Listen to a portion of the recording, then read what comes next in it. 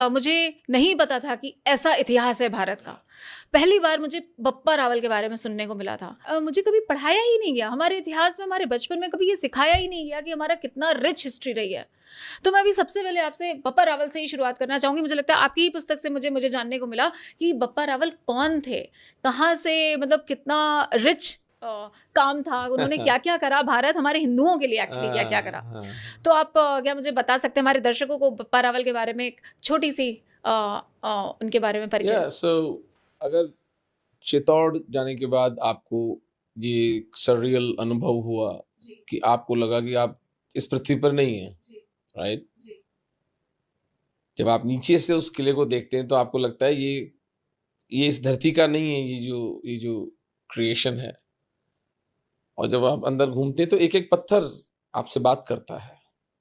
And मैं उससे पूरी तरह से मैं आपके उस मनोभावों से मैं सहमत हूँ कि एक भाव का अतिरेक उठता है कि हमारे पूर्वजों ने क्या मूल्य चुकाकर अपना सर्वस्व दांव पर लगाकर भी हिंदू धर्म की रक्षा की। जिस हिंदू धर्म को आज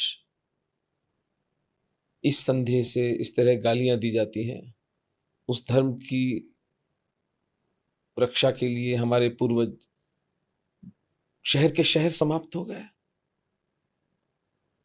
और एक बार नहीं, दो बार नहीं, दर्जनों बार।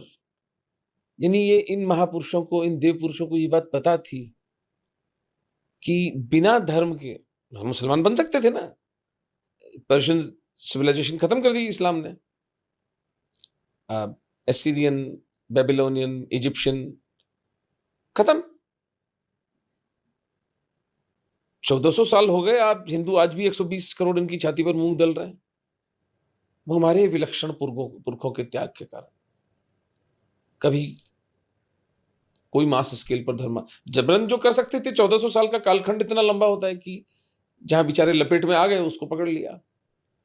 तो चित्तौड़ गए आप और आपने वहां जाकर वो सब अनुभव, I can relate to it. मैं मुझे बहुत उससे मुझे आई कैन अंडरस्टैंड कि आपके ऊपर क्या बीती होगी, क्योंकि मैं जब भी जाता हूँ तो मैं ठगा सा रह जाता हूँ, वहां पर मैं खड़ा ही रह जाता हूँ उस अद्वितीय संरचना के सामने।